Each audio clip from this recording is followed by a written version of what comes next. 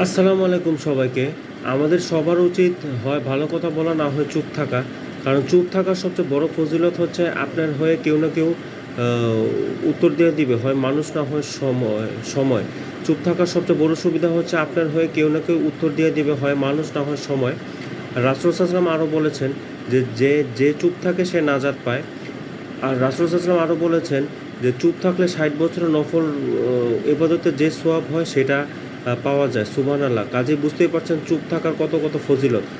রাসূল সাল্লাল্লাহু আলাইহি ওয়াসাল্লাম আরও বলেছেন আল হাদিসে যে হয় ভালো কথা বলো অথবা চুপ থাকো। কাজেই চুপ থাকা একটি পরিশ্রমবিহীন ইবাদত। চুপ থাকলে আসলে অনেক গুনাহ থেকে বেঁচে থাকা যায়। অনর্থক কথা কাজ থেকে বেঁচে থাকা যায়। আর আসলে অনর্থক কথা ইসলামও পছন্দ করে না। আর মানুষও বেশি কথা বলা মানুষকে পছন্দ করে না। তাই আমাদের উচিত কথা কম বলা, আর যেই কথাটাই বলবো কম কথা বলবো, যেটা সত্য সেটা বলবো। কারণ বেশি কথা বললে দেখা যাচ্ছে যে গীবত হয়ে যায়, হিংসা গীবত হয়ে যায়, অন্যের সম্পর্কে মিথ্যা কথা হয় বেশিরভাগ। কাজে আমাদের উচিত যে হয় ভালো কথা বলা অথবা চুপ থাকা। আর সবসময় চুপ থাকার চেষ্টা করব।